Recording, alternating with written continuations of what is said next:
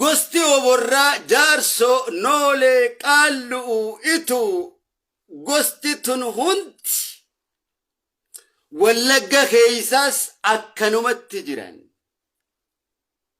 ilmaan maccaa ka abbeeraa keenyaa kana keeysa jaarsoon najjee yoo dhoyite jaarsotu jira gimbii yoo dhoyite nooleetu jira shawaa bareentumaa keeysaas salaale bareentumaa keeysaas akkasumatti jira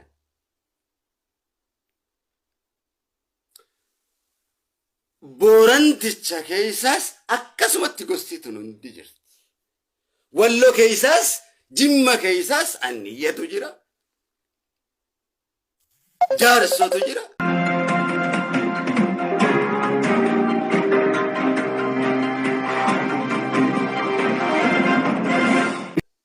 nooleetu jira obarratu jira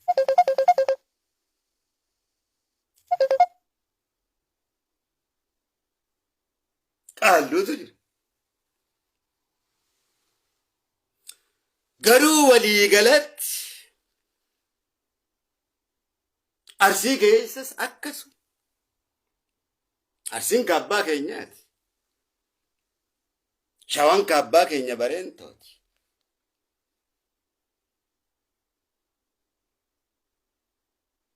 akkasumatti jira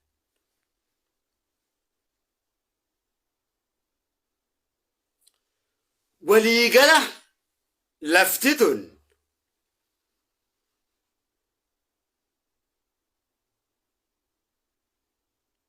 oromiyaan tun gosuma tanaan ta dhaabbatte gosti oromootis isiitan tana walitti qabnee oromummaa itti moggaafne oromoo jechuun maqaa gosaa osoo hin taane maqaa abaabilee keenya abbaa keenyaa bareentootii fi adeera keenya boorantichaati ilmaan oromticharraa nuti kabareentoo oromooti rabbi rahamata isaa faa godhu abaabilee keenyas akaakiyya keenya bareentoos booranticha keenyaafis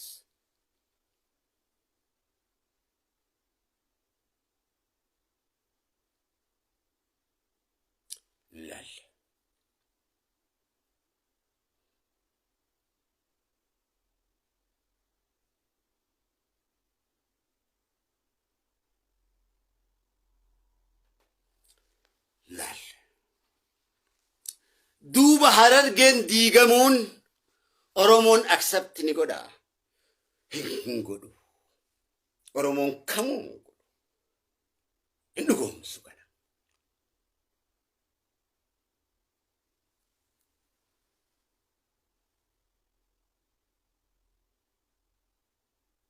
oromoon kamuu harargeen diigamuu accept ni godha maaliif boollantoonni ureessaniin yoo boolla san cufuu baatan bal'achaa oromoo hunda diiga waan ta'eef jaarmaya kana oggaa jaarru lubbuu dhiira meeqaatti gorraaneeti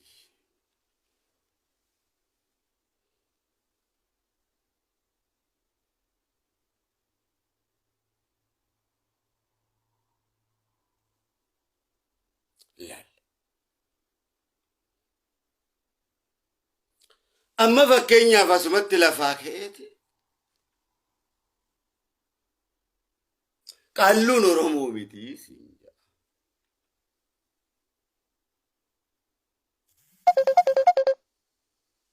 qaalluun oromoo miti duuba eenyu qaallu jechuun maal akka ta'e beeytee yoon jedhen maal akka ta'e maaliif seera isaatirraa erga faca'ee ture jira waan ta'eef namni gosa barsiise hin jiru waan ta'eef qaallu jechuun ka oromooti ka oromoo hundati Qaallu jechuun sirna gadaa shanan keessaa isa tokko. Tokko abbaa duulaati, tokko abbaa seeraati, tokko gadaa. Gadaan kun shaniimi. Qaalluun abbaa eeybaati. Qaalluun akkamitti dhalata seeta? Qaallu jechuun akkamitti dhalata seeta? Inni gosuma hunda keessaan dhalata. Qaallu jechuun nama eeyba qabu jechuu. Ilma faana tolu jechuu. Akkitti dhalatuma wanni itti moggaafamu. Mana kiyya keessaa amma jaartiin tiyya ilmaan shayyoon adeesse tokko hakennaa qabu. Naaf dhalti isa san qaalluudha jedhama. Mallattoodha qabu abbootiin teenyanii beekan. Qaalluun sun noolee keessaan dhalachuudha mala. Itoo keessaan ni dhalata. Ala keessaan dhalata. Oborraa keessaan dhalata. Hunduma keessaan dhalata inni.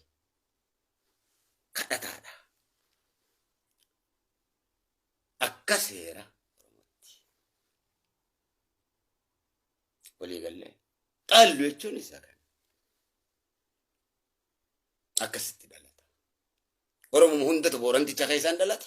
Macaa keessaan dhalata. Bakkayyuun dhalata jechuudha. Ilma eeybaati ni dhalata. Kadhataa rabbiiti taasisan sirna keessatti nama san.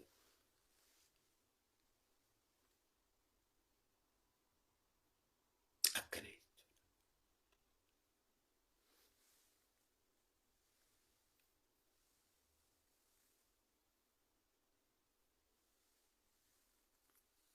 Akkana jechuudha.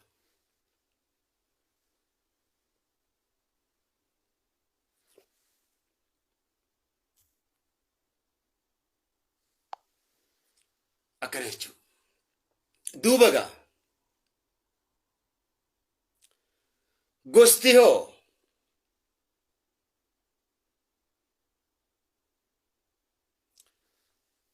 arraan tana